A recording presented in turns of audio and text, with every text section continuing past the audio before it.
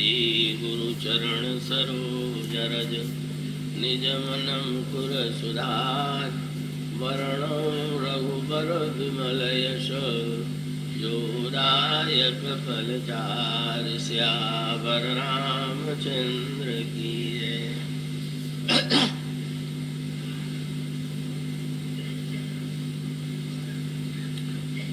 राम एक तापस तिय तारी नाम कोटि खल कुमति सुधारी ऋषिहित राम सुकेत सुता की सहित सेन सुत कीन विवाकी सहित दोष दुख दास दुरासा दल इनाम जिमि रवि निसिनासा वंजहु राम आप भव चापू भव भय भंजन नाम प्रतापो दंडक बन प्रभु कीन सुहावन जनमन अमित नाम किय पावन निशिचर निकर दले रघुनंदन नाम सकल कलि कलुष निकंदन सबरी की रसु सेवकनि सुगति दीन रघुनाथ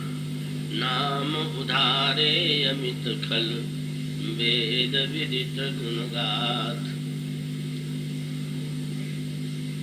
भगवत कथा रस के रसिक महानुभाव और भक्तिमती देवियों, आइए हम सब अब कुछ समय के लिए एकाग्र और शांत चित्त से भगवान नाम के रहस्य को हृदयंगम करने की चेष्टा करें। गोस्वामी जी के मन में भगवान श्री राम के नाम के प्रति अतुलनीय आस्था है और रामचरितमानस में उन्होंने अगर सबसे अधिक विस्तार से किसी की वंदना की तो वह भगवान राम। 9 दोहे में वे नाम की महिमा का वर्णन करते हैं और इस रूप में वे नाम की वंदना करते हैं। नाम की यह जो विलक्षण वंदना है, व्यक्ति को कभी कभी ऐसा भ्रम होता है। संस्कृत में एक अर्थवाद की परंपरा है और अर्थवाद का अभिप्राय ये है कि व्यक्ति को किसी वस्तु की ओर आकृष्ट करने के लिए उसका फल बहुत बढ़ा चढ़ा करके जब लिखा जाए तो उसका अभिप्राय यह है कि ये अर्थवाद है। तो राम नाम की महिमा का जैसा वर्णन गोस्वामी जी ने रामचरितमानस में किया, अन्य ग्रंथों में किया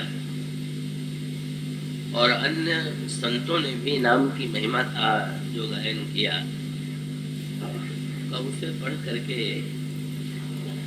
कई व्यक्तियों को ऐसा लगता है कि यह भी भगवान के नाम को की ओर आकर्षण उत्पन्न करने के लिए नाम की महिमा को बढ़ा चढ़ा करके ही कहा गया है।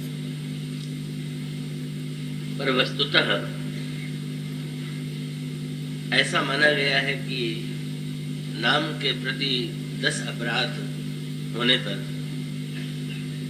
नाम के सच्चे फल का अनुभव नहीं होता और उस 10 में से एक अर्थवाद भी।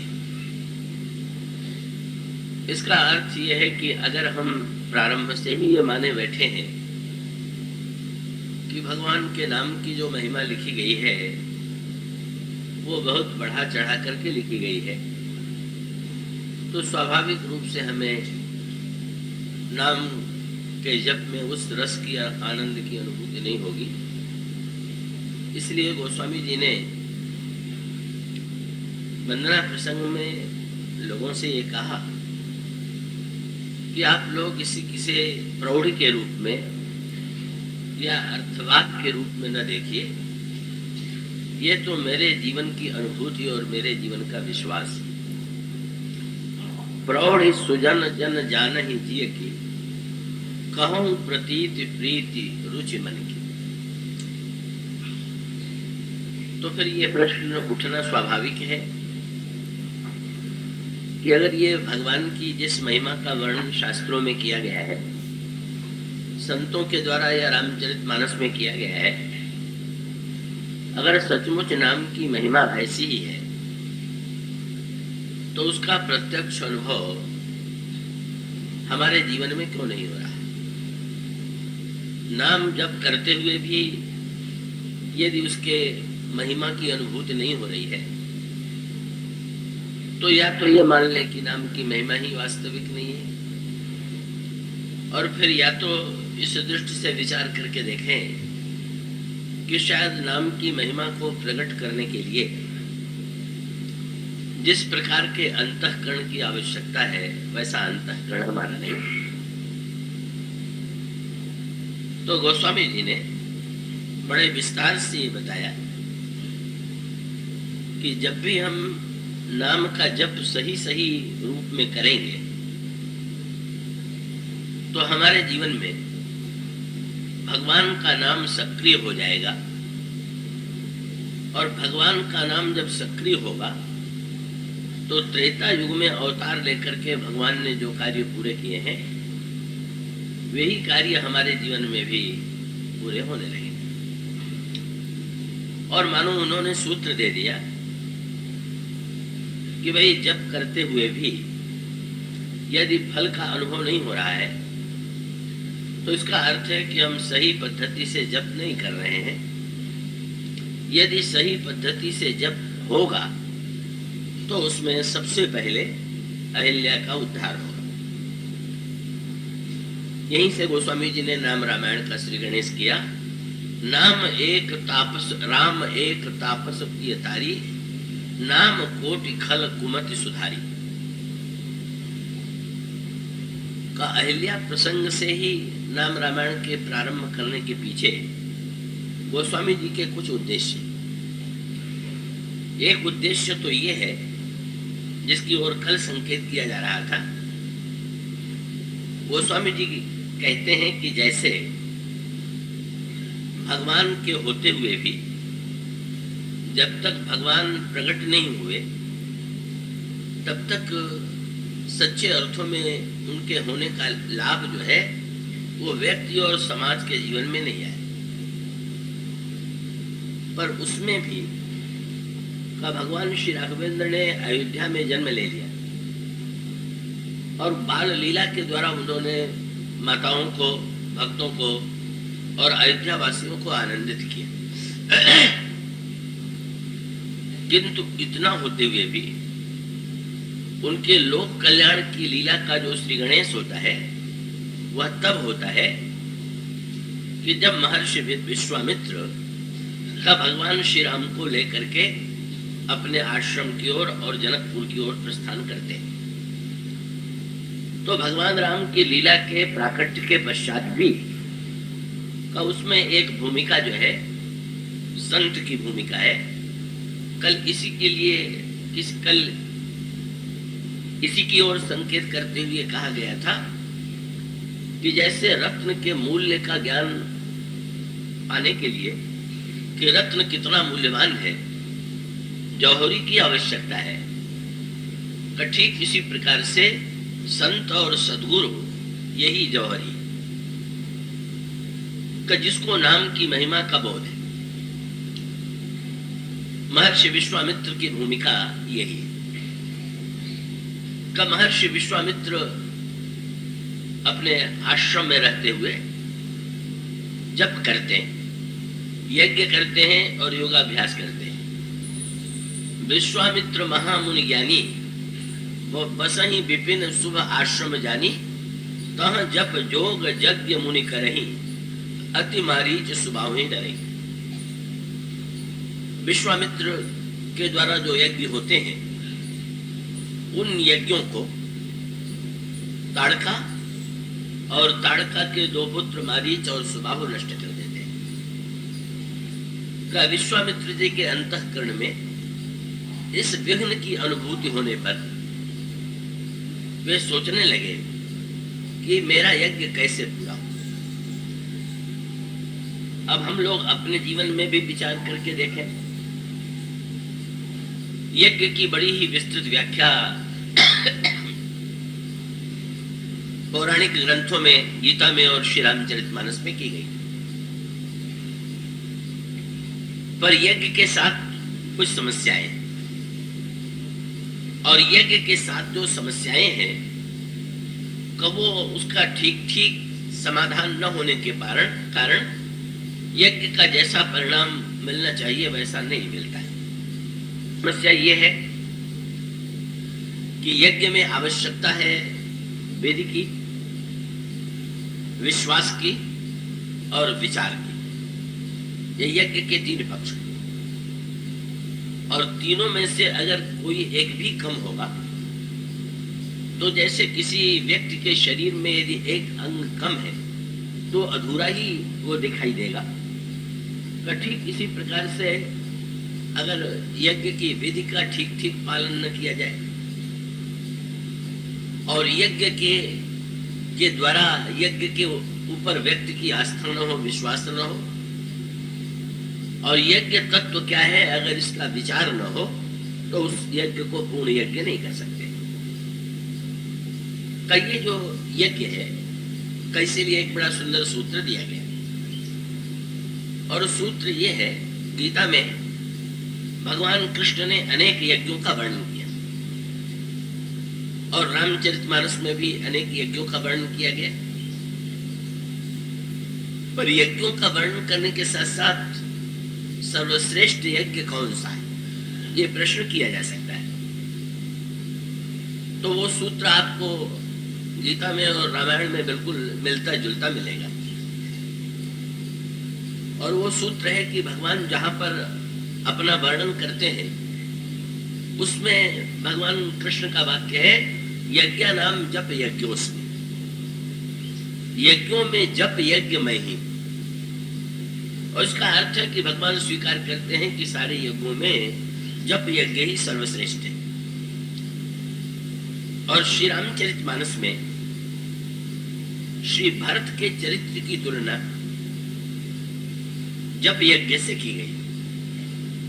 गोस्वामी जी पूरे रामचरितमानस की घटनाओं का एक रूप प्रस्तुत करते हैं, और उसमें भी ये कहते हैं कि भगवान श्री राम के राज्याभिषेक के लिए जो तैयारी की गई वो तो मानो किसी मांगलिक पर्व पर जैसे प्रयाग आदि में मेला लगता है और अनगिनत नर नारी स्नान करने के लिए आते हैं, लेकिन वहां पर भी तो कभी कभी दुर्घटनाएं होती हैं। कई बार व्यक्ति स्नान करने जाता है और यदि घाट पर वो स्नान करने के लिए पैर रखे और यदि कहीं उस पर काई लगी हुई है तो व्यक्ति का पैर फिसल जाएगा और उसकी हड्डी भी टूट सकती है। तो गोस्वामी जी ने कहा कि राम परम प्रिय भगवान श्री राम के राज्य के लिए जो महाराज श्री दशरथ की योजना है, परब जोग जन जुरऊ समाजा, कहूं मानो पर्व योग से समाज स्नान करने के लिए करते हैं, पर उसमें कैकेयी की जो कुबुद्धि है वही काई, और कैकेयी की कुबुद्धि के काई का परिणाम हुआ कि दुर्घटना हो गई। पंक्ति है, काई कुमति कैकेयी केरी परी जा सुफल विपत्ति घरेरी। कैकेयी की कुबुद्धि की काई से उस जैसे यात्री एकत्र हो और उसमें अचानक दुर्घटना हो जाए तो चारों ओर शोक व्याप्त हो जाता है। इसी प्रकार से कैकेयी की जो कुबुद्धि काई है उसके द्वारा विघ्न उत्पन्न हुआ, और तब इसका निवारण करने के लिए श्री भरत सामने आते हैं। तो श्री भरत का चरित्र क्या है? समन अमित उत्पात सब भरत चरित जप जाप, समस्त उत्पातों का समन करने के लिए जो श्री भरत का चरित्र है वही जप यज्ञ है। इसका अभिप्राय है कि गीता की दृष्टि से भगवान कृष्ण स्वयं अपने को जप यज्ञ के रूप में प्रस्तुत करते हैं, और रामचरितमानस की दृष्टि से स्वयं श्री भरत जो रामायण के महानतम वंदनीय संत हैं और जिनके नाम का जप स्वयं भगवान राम करते हैं, कौन भरत के चरित्र की तुलना जप यज्ञ से की। और जप यज्ञ से करने के पीछे, जप यज्ञ को सर्वश्रेष्ठ बताने के पीछे कई कारण हैं, पर एक दो बातें हृदयंगम करने योग्य हैं। आपने देखा होगा एक श्लोक जब यज्ञ पूजा पाठ विद्वान आचार्य कराते हैं तो कराने के पश्चात बहुधा एक श्लोक पढ़ते हैं, और वो श्लोक बड़े महत्व का, यस्य स्मृत्या च नामोक्त्या तपो यज्ञ क्रियादिषु न्यून संपूर्णतां यातु सद्यो वंदे तमच्युतम। श्लोक का अर्थ है कि सारे विधि विधान और यज्ञ की क्रियाकलाप, यज्ञ के क्रियाकलाप और मंत्र का उच्चारण करने के बाद अंत में भगवान के नाम का स्मरण करें, और भगवान के नाम का स्मरण करते हुए कहते हैं कि प्रभु का आपके नाम के स्मरण का परिणाम ये होता है कि तप यज्ञ आदि में जो अधूरापन रह गया होगा वो पूरा हो जाएगा। और बात बड़े पते की है, देखिए इतना वेद मंत्रों से उपासना की गई, यज्ञ में आहुति दी गई, परंतु में भगवान के नाम के द्वारा यज्ञ की समाप्ति की गई। इसका अर्थ क्या है? वस्तुतः वैदिक मंत्रों के साथ बड़ी समस्या जुड़ी हुई है, और वो समस्या जुड़ी हुई है कि उनका शुद्ध शुद्ध उच्चारण होना चाहिए। अगर मंत्र का उच्चारण शुद्ध नहीं होगा तो सवाक वज्रम यजमानम निरस्ति, इसको इसके संदर्भ में लेकर के बहुत सी गाथाएं प्रचलित हैं, और श्रीमद् भागवत में गाथा यह का वृत्रासुर के पिता ने यज्ञ किया, और उसमें आहुति देते हुए जब उन्होंने मंत्र का उच्चारण किया तो उसमें ह्रस्व और दीर्घ का भेद हो गया। कौनों ने उच्चारण किया इंद्र सत्रो विवर्धस्व, तो वे चाहते थे कि ऐसा पुत्र उत्पन्न हो कि जो इंद्र को मार डाले, और उच्चारण की भूल से उसका अर्थ हो गया कि इंद्र जिसको मार डाले। तो ये तो बड़ा कठिन है। तब थोड़ा सा मंत्र अगर ह्रस्व दीर्घ के उच्चारण में भेद हो, और भेद में इतना अनर्थ हो, और सचमुच यही हुआ। वृत्रासुर बड़ा प्रभावशाली था, बड़ा प्रतापी था, पर अंत में इंद्र के हाथ से मारा गया। तो ये बताने के लिए है कि भाई व्यक्ति कितना भी योग्य क्यों न हो, उसके सामर्थ्य में कहीं न कहीं कोई न कोई कमी रह जाएगी। कोई व्यक्ति ये धारणा नहीं कर सकता है कि यज्ञ की जितनी विधियां हैं उन विधियों को हम पूरा कर लेंगे, या यज्ञ के जो मंत्र हैं हम उनका सही सही उच्चारण कर लेंगे, तो कुछ न कुछ कमी तो रह जाएगी। और ये जो कमी, यह जप यज्ञ श्रेष्ठ क्यों है? जप यज्ञ इसलिए श्रेष्ठ है कि एक जप ही यज्ञ ऐसा है कि इस यज्ञ में ठीक उल्टी बात माने कब वहां तो वृत्रासुर के पिता त्वष्टा के द्वारा मंत्र का उच्चारण करने में भूल हो गया और उल्टा फल हो गया, और यहाँ महर्षि वाल्मीकि की कथा आती है। कब महर्षि वाल्मीकि कई पात्र गोस्वामी जी ने नाम की महिमा के लिए चुने हैं। एक तो गणेश जी को चुना, दूसरे शंकर जी को चुना, और तीसरे वाल्मीकि को चुना। तो बिल्कुल वाल्मीकि जी और गणेश जी बिल्कुल एक दूसरे से भिन्न। गणेश जी तो है बुद्ध के देवता, और वाल्मीकि जी अपनी प्रारंभिक अवस्था में उतनी जितनी नासमझी हो सकती है, अज्ञता हो सकती है, उसके साक्षात स्वरूप वाल्मीकि थे। बल्कि पढ़ करके सोचना कठिन हो जाता है कि क्या संसार में कोई व्यक्ति ऐसा भी हो सकता है क्या? वाल्मीकि की कथा से आप परिचित होंगे। महर्षि वाल्मीकि अपने प्रारंभिक जीवन में दस्यु थे, डाकू थे। जब वे हिंसा से डांका डाल करके अपने परिवार का भरण पोषण करते हैं, तो अचानक एक दिन देवर्षि नारद की कई बात आती है, कई सप्तर्षियों की बात, वे भी जंगल से निकले और उन्होंने अनजाने में उन्हें भी पकड़ लिया। महात्माओं के मन में दया आ गई, संत का स्वभाव यही है। और उन्होंने महर्षि वाल्मीकि से, उस समय वो महर्षि नहीं थे, उस समय तो डाकू वाल्मीकि थे, उनसे पूछा, ये कठोर कर्म, ये हिंसा, ये डाका तुम क्यों डालते हो? हम तो अपने परिवार का पालन पोषण करने के लिए ऐसा करते हैं। तो तुम ये जो इतना पाप कर रहे हो, इसका फल जो है का ये तुम्हारे परिवार वाले भोगेंगे कि नहीं? उन्होंने कहा कि महाराज, जब मैं उनका इतना ध्यान रखता हूं तो वे भी मेरे पाप का फल भी तो, उसमें भी तो भागीदार बनेंगे। तो संतों ने कहा कि जाकर के एक बार पूछ तो आओ।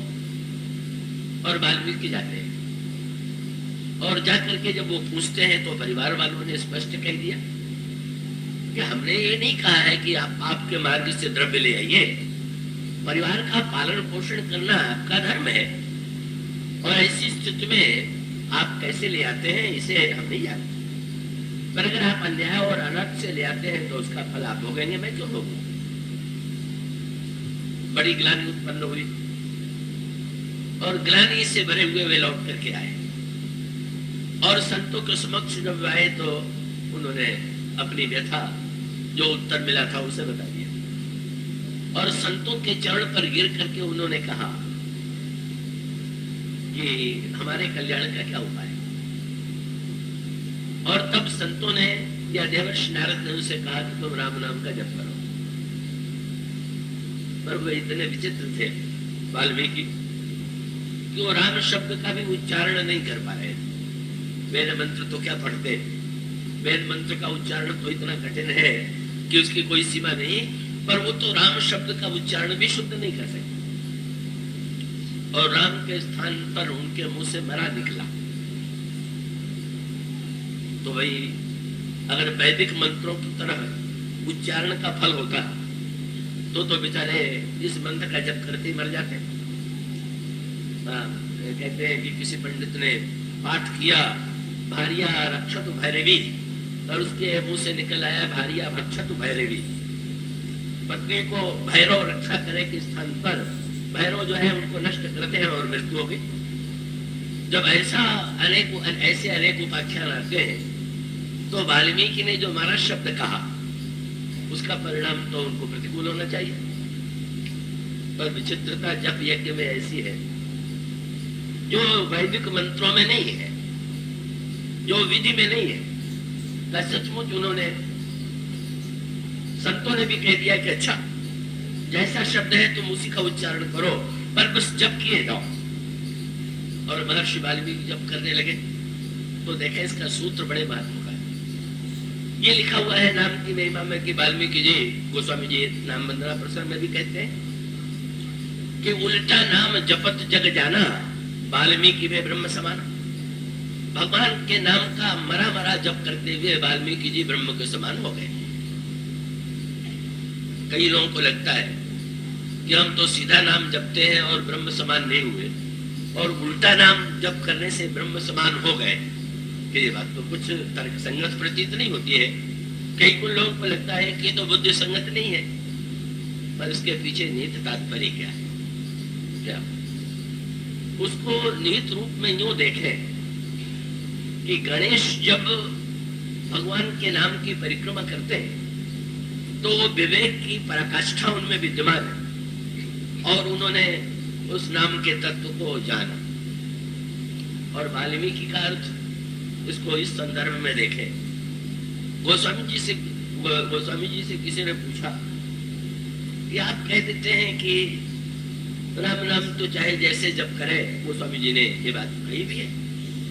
गोस्वामी जी कहते हैं भाव कुभाव अलख आलसहु नाम जपत मंगल दिशि दसहु। भगवान का नाम चाहे जैसे लिया जाए कल्याणकारी, ऐसा कैसे हो? तो गोस्वामी जी ने जो दृष्टांत दिया है वो इतना समझ में आने वाला दृष्टांत है कि उसको समझने में कोई कठिनाई नहीं होनी चाहिए। उन्होंने ये कहा कि जैसे कोई बड़ा व्यक्ति भाषण दे तो उसके भाषण में व्याकरण की दृष्टि से वो शब्द शुद्ध है कि अशुद्ध है, उसको बड़ा महत्व दिया जाएगा। अगर कोई अशुद्ध भाषा का प्रयोग करे तो उसकी निंदा की जाएगी, वो भी सत्य है। लेकिन घर में जो नन्हा बालक है, जब नन्हा बालक माँ को पुकारता है या माँ से कोई वस्तु मांगता है, तो माँ शब्द पर ध्यान देती है कि भाव पर ध्यान देती है? और उसका उत्तर यही कि भाई अगर बालक रोटी के स्थान पर माँ से रोटी मांग दे तो क्या माँ व्याकरण का दोष निकाल करके कह देगी कि मैं तो तुझे रोटी ही दूंगी, या रोटी कोई वस्तु होती ही नहीं, तो मूर्ख है ना। माँ का वात्सल्य ऐसा है कि वो माँ के बालक के उच्चारण में जो त्रुटि है उसकी ओर ध्यान न दे करके उसकी आवश्यकता और उसके भाव पर ध्यान देती है। और परिणाम क्या होता है कि वो नन्हा बालक जो है माँ को चाहे जैसे पुकारे, शुद्ध पुकारे, अशुद्ध पुकारे, नहा करके पुकारे, बिना नहाए पुकारे, क्रोध में पुकारे, माँ उसकी बात सुनती है। और इतना ही नहीं, कभी कभी तो आपने अनुभव किया होगा, वो समझ ने जिसकी ओर संकेत किया कि जो बालक का तोतरी बाटा तो सुने मुदित तो मन पितु अरुमत। कभी कभी तो ऐसा भी होता है कि बालक जब तोतली भाषा में बोलने लगते हैं तो बड़े भी उनके साथ उसी भाषा में बातचीत करने लग जाते हैं। यही वात्सल्य का स्वभाव है, ये वात्सल्य की प्रकृति है। तो इसका अर्थ क्या हुआ कि गणेश अगर ज्ञानी के रूप में बड़े बालक है तो वाल्मीकि जी ना समझ के रूप में छोटे बालक है। बड़े बालक की शोभा ज्ञान में और छोटे बालक की उसकी जो सारी विशेषता है उसकी असमर्थता में और असमझी में। ये कुछ बिल्कुल ठीक उल्टा बात। हनुमान जी अशोक वाटिका में गए, जब तक ऊंची ऊंची बात कहते रहे और माँ माँ कह करके पुकारते रहे, माँ ने पुत्र नहीं कहा। आश्चर्य हुआ, माँ मुझसे कथा सुन चुकी, महिमा सुन चुकी, पर फिर भी मुझे पुत्र नहीं कह रही। हनुमान जी को यही लगा कि जब मैं छोटा पुत्र बनना चाहता हूं तो जब तक छोटे बच्चे जैसी कोई नासमझी नहीं करूंगा तब तक माँ के मन में वात्सल्य नहीं उमड़ेगा। वात्सल्य का स्वभाव है कि वो छोटे के प्रति उमड़ता है, बड़े के प्रति कम। और हनुमान जी ने सारी बातें कही तो पुत्र नहीं कहा, पर सबके अंत में जब तक कहने लगे भगवान राम का बाण तो सूर्य है, निशाचर अंधकार है, भगवान राम का बाण तो का दीपक है, अग्नि है, निशाचर पतंग है, तब तक माँ ने ध्यान से सुना, आनंद है। पर अचानक हनुमान जी के मुंह से वाक्य निकला, कछु का दिवस जननी धरुधीरा। माँ कुछ दिनों तक आप धैर्य धारण कीजिए। और अगला वाक्य क्या कहा, कपिन सहित आई है रघुवीरा, निश्चर मारी तो ही ले जाए। पर वो अकेले थोड़ी है, हम जितने बंदर हैं सब उनको साथ उनके साथ आवेंगे और राक्षसों को मार के तुम्हें छुड़ा करके ले चलेंगे। जब तक भगवान की महिमा कहते रहे तब तक पुत्र नहीं कहा, पर जब ये कह दिया कि हम आपको छुड़ा करके ले चलेंगे, तो ये तो आप जानते हैं कि उसमें हनुमान जी बिल्कुल नन्हे से बंदर के रूप में थे। और जब उनके मुंह से निकला तो माँ को यही लगा, कैसा भोला है, कैसा ना समझ है, कि ये कहना कि भगवान की हम सहायता करेंगे और छुड़ा करके ले चलेंगे, इतना नन्हा सा और इतनी ऊंची बड़ी बात कर रहा है। तो तुरंत माँ के मुंह से पहला वाक्य, पहली बार हनुमान जी के लिए पुत्र शब्द निकला। और निकलते उन्होंने कहा, है सुत कपि सब तुम ही समाना, बेटे सारे बंदर तुम्हारी तरह। उसका अभिप्राय क्या हुआ, माँ का वात्सल्य तब उमड़ा जब हनुमान जी ने ऐसे वाले बोले, बच्चे ऐसी बात कहते हैं, बड़ी बड़ी अगर बात कहे तो कोई नहीं कहता कि तुम डींग हाँक रहे हो, कहो तो बच्चे के मुंह से वो बातें सुन करके अच्छा लगता है। हनुमान जी यही तो सुनने के लिए कह रहे थे। तो बड़े बच्चे का अपना स्थान, वो अपनी पद्धति से महत्व प्राप्त करता है। तो गणेश महानतम ज्ञानी के रूप में बड़े बालक है, और वाल्मीकि जो है वो असमर्थता की दृष्टि से, न समझी की पराकाष्ठा की दृष्टि से छोटे बालक है। और छोटे बालक ने जब मरा कह करके पुकारा तो वस्तुतः प्रभु ने उन्होंने तो मान लिया कि बच्चे तो ऐसे बोले ही करते हैं, पर ये बोल तो पुकार तो मुझी को रहा है ना, और मुझी को पुकार रहा है, तो परिणाम क्या हुआ, राम विहाय मरा जपते पिगरी सुधरी कभी कोकुल भूखे। वस्तुतः वाल्मीकि जी विश्वास पूर्वक, बड़े में विवेक की प्रधानता होती है तो छोटे बालक में विश्वास, बड़े बालक में योग्यता होती है तो अपने योग्यता का उसको ध्यान है, और छोटे बालक में योग्यता नहीं होती है तो उसको माता पिता के वात्सल्य पर विश्वास होता है कि हम चाहे जैसे हो, पर हमारी माँ जो है वो तो हमसे बड़ा प्यार करती है। वो माँ के प्रति जो उसका प्रगाढ़ विश्वास। वो स्वामी जी से पूछा गया तो उन्होंने कहा कि रा और माँ ये दो मेरे लिए दो शब्द नहीं, दो अक्षर नहीं है, और मंत्र भी मैं नहीं मानती, क्योंकि मंत्र माने तब तो फिर वही शर्त जुड़ेगी कि मंत्र का उच्चारण शुद्ध होना चाहिए, तब क्या मानते हैं। गोस्वामी ने तुरंत कहा और सूत्र दे दिया। उन्होंने कहा मेरे तो माय बाप दुई आखर, राम मेरी माँ है और माँ मेरे पिता है, और हो शिशु अरनिहार, मैं तो नन्हे बालक की तरह मन तो थोड़ी जप कर रहा हूँ, मैं तो माँ बाप को पुकार रहा हूँ। और उसका अर्थ ये हुआ, मानो एक ये विलक्षण जप यज्ञ ही ऐसा यज्ञ है कि जिसमें आप अगर अशुद्ध मंत्र या मंत्र न मान करके नन्हे बालक के समान आपको उस मंत्र में मंत्रत्व की अगर धारणा हो तो आपके मन में भय का संचार हो, पर मातृत्व और पितृत्व का साक्षात्कार होगा तो इसमें कोई संदेह नहीं है कि ऐसी स्थिति में संबंध और विश्वास के आधार पर भगवान नाम का अतुलनीय फल होगा।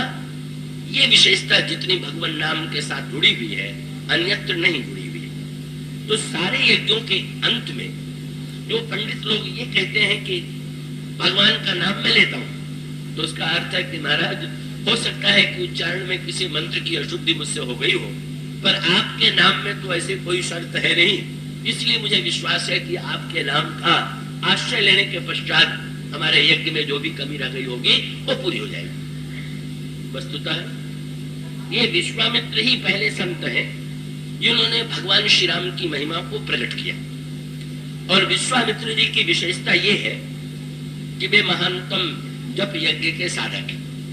तो जप जोग यज्ञ मुनि करे और अति मारीच स्वभाव ही डरे। तो भाई विश्वामित्र चाहे उनको कल की भाषा में कहे तो जौहरी है, और इस दृष्टि से विचार करके देखें तो विश्वामित्र जो है जप यज्ञ के आचार्य हैं जिन्होंने जप यज्ञ का आश्रय लिया। किंतु ये न समझ लीजिएगा कि जप यज्ञ करने पर आपके जीवन में नाम का आश्रय लेने पर विघ्न समाप्त हो जाएंगे, ऐसी भ्रांति नहीं पालनी चाहिए। जब रामायण में नाम की रामायण की चर्चा चल रही है तो इसका अभिप्राय है कि जैसे भगवान श्री राम की लीलाएं जब चलती हैं तो अनेक समस्याएं आती हैं, इसी प्रकार से भगवान के नाम का आश्रय लेने के बाद भी समस्याएं तो आती हैं, और वो समस्या आना आवश्यक। सबसे पहले जिसने भगवान की महिमा को पहचाना उसने जिसने भगवान के नाम का आश्रय लिया, वो स्वामी जी ने सूत्र भी ये दिया।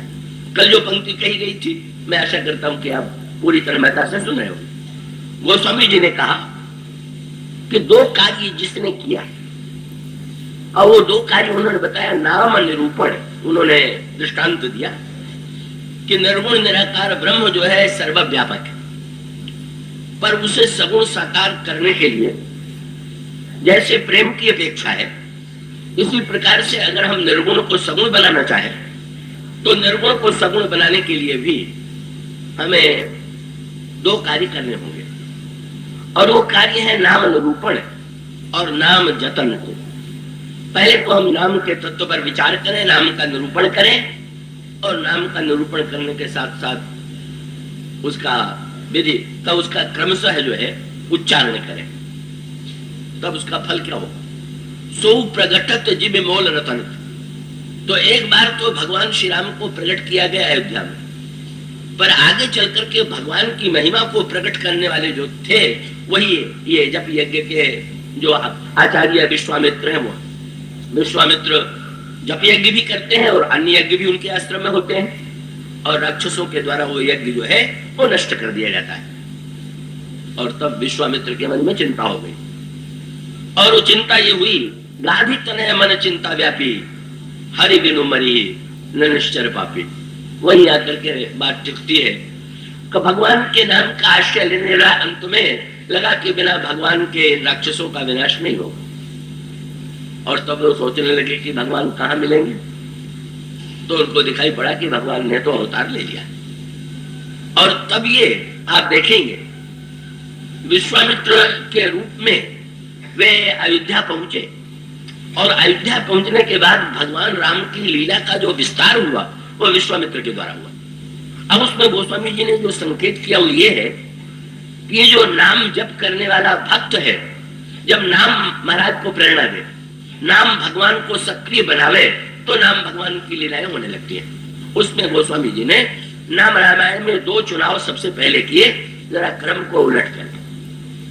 क्या विश्वामित्र के साथ जब भगवान राम जा रहे थे तो सबसे पहले ताड़का आई। और ताड़का का वध जो है, विश्वामित्र जी ने भगवान राम को संकेत किया कि इसको मारिए। भगवान राम ने बाण चला करके ताड़का का संहार किया, ताड़का का वध किया। उसके बाद विश्वामित्र का यज्ञ पूरा किया प्रभु ने। और यज्ञ के पूरा होने के बाद महाराज श्री जनक का निमंत्रण विश्वामित्र के पास आया कि वहां भी यज्ञ हो रहा है।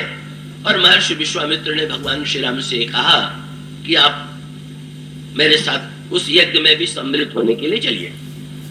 और भगवान श्री राम को लेकर के चले। का भगवान श्री राम को लेकर के जब वे चलते हैं तो मार्ग में जनकपुर की ओर जाते हुए मार्ग में एक आश्रम दिखाई देता है। और उस आश्रम में एक ऐसी शिला पड़ी हुई है कि जिसकी आकृति जो है बिल्कुल नारी की आकृति है, स्त्री की आकृति है। भगवान राम विश्वामित्र जी से पूछते हैं ये कौन। विश्वामित्र अहिल्या की सारी कथा सुनाते हैं। और अहिल्या की कथा सुनाने के बाद का भगवान श्री राम से वे अनुरोध करते हैं, गौतम नारी शाप बस उपल देह धरि थीर, चरण कमल रज चाहती कृपा करौ रघुवीर। महाराज आप चरण की धूल से इसका उद्धार कीजिए। भगवान राम ने अहिल्या को चरण की धूल से स्पर्श किया और उसका उद्धार हुआ।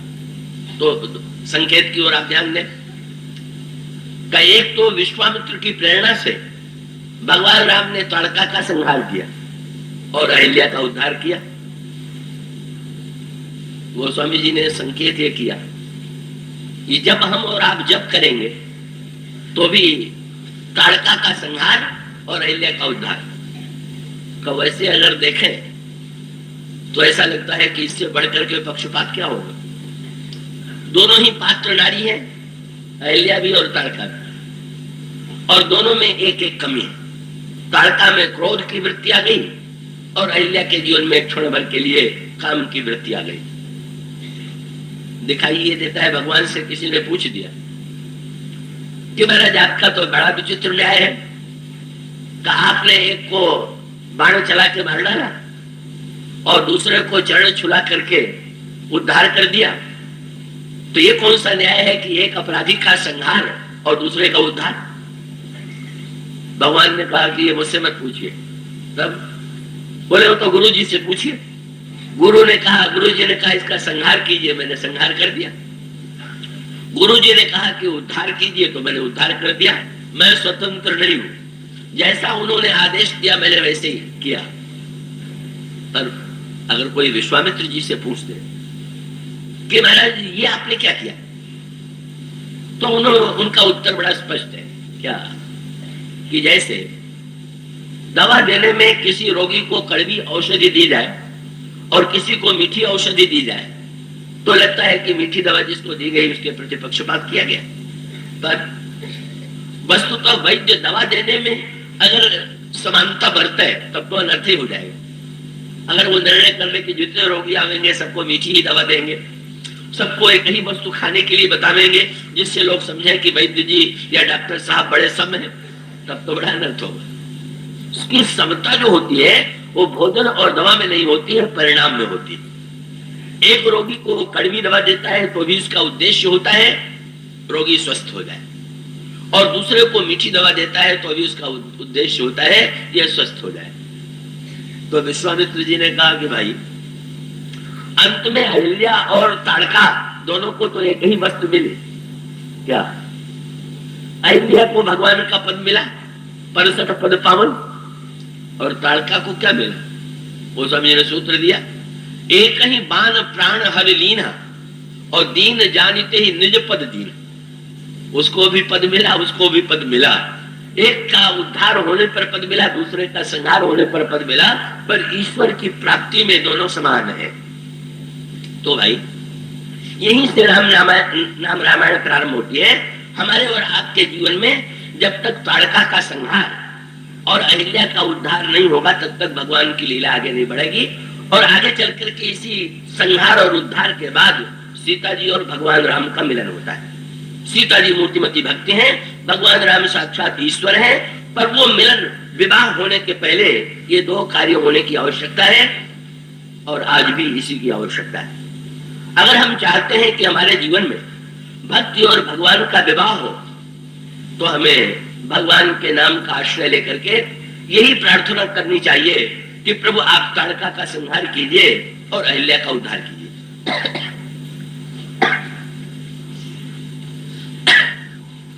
ताड़का और अहिल्या कौन? और ध्यान रखिएगा, यहां पर गोस्वामी जी महाराज ने क्रम पलट दिया। क्रम क्या पलट दिया? नाम रामायण में अहिल्या का उद्धार पहले और ताड़का का संहार बाद में। भगवान राम की लीला में ताड़का का संहार पहले है और अहिल्या का उद्धार बाद में। यहाँ पर गोस्वामी जी की जानबूझ करके इस क्रम को पलट देते हैं। पहले उन्होंने कहा कि भगवान का नाम जप करने से हमारे जीवन की अहिल्या का उद्धार होता है, और बाद में उन्होंने कहा भगवान के नाम का आश्रय लेने पर ताड़का का संहार होता है। नाम भगवान ने पूछा कि अवतार के रूप में तो मैंने पहले ताड़का का संहार किया और बाद में अहिल्या का उद्धार किया, पर आपने अपनी नाम रामायण में उल्टे ढंग से क्यों लिखा?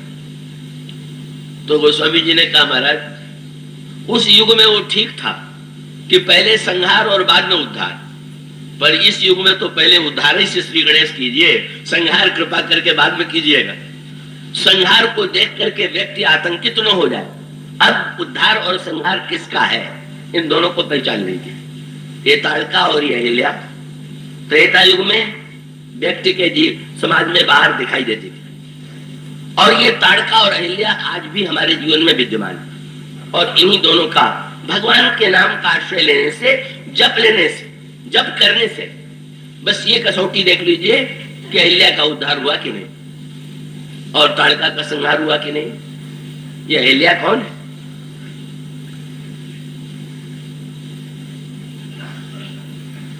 मैंने पत्रिका में और रामायण में गोस्वामी जी ने सूत्र दिया। उन्होंने कहा कि महाराज आइए आइए, मैंने सुना है कि आपने अहिल्या का उद्धार किया था। भगवान ने कहा कि ऐसा तो सभी ग्रंथों में लिखा गया है और इतिहास की दृष्टि से ठीक। तो गोस्वामी जी ने कहा कि महाराज हम तो ऐसे नहीं मानेंगे, हम तो परीक्षा लेकर के देखेंगे। अगर सचमुच आपके उसमें कोई चमत्कार है, नाम में कोई चमत्कार है, तो मैं देखता हूं कि अहिल्या का उद्धार होता है कि नहीं होता। ये अहिल्या कौन है? तो गोस्वामी जी ने कहा मेरे पत्रिका में, यहां तो कहा राम एक तापस तारी और नाम कोटि खल कुमति सुधारी। और मेरे पत्रिका में कहा सहस सिलाहू ते जड़ मति भई। ये हमारी बुद्धि ही है अहिल्या। बस ये सूत्र इतना बढ़िया है। हमारे यहाँ मंत्रों में गायत्री मंत्र की जो महानतम महिमा है, उसका भी मूल तत्व यह है कि हमारी बुद्धि पहले शुद्ध हो, तब हमारे जीवन और अंतःकरण में शुद्धि आएगी। और यहाँ पर भी अहिल्या के उद्धार का अभिप्राय यह है कि जब करने से अगर हमारी बुद्धि जो है जड़ के स्थान पर चेतन बन जाए, तो समझ लेना चाहिए कि जब सही सही रूप में हमारे जीवन में हो रहा है। पहचानिए अहिल्या को। अहिल्या की कथा जिस रूप में आती है और उसको मिला करके हम और आप अपनी बुद्धि से तुलना करके देख लें। अहिल्या का निर्माण ब्रह्मा ने किया, और वो इतनी सुंदरी थी कि विश्व में उसका अद्वितीय सौंदर्य था। ब्रह्मा कौन है? यही विवेक और बुद्धि के देवता है। कृपया आप लोग पूरी एकाग्रता से सुनेंगे। कृष्ण लगे तो भी मन लगावेंगे तो आपको उसमें रस की अनुभूति होगी। बुद्ध के देवता ब्रह्मा के द्वारा निर्माण किया गया अहिल्या का। अहिल्या है मध्य, और ये संसार की सर्वश्रेष्ठ सौंदर्य है। सारे विश्व में अगर सबसे अधिक सौंदर्य किसी में है, किसी में आकर्षण है, तो बुद्धि में। बुद्धि से बढ़कर के कोई नहीं। पर बुद्धि को किससे जोड़ा जाए, ये प्रश्न आया। तो एक तो है इंद्र और दूसरे हैं गौतम। इंद्र जो है वो स्वर्ग के राजा है, और गौतम जो है वो तपस्वी है, वन में रह करके तप करते हैं। तो दोनों पुण्यात्मा है।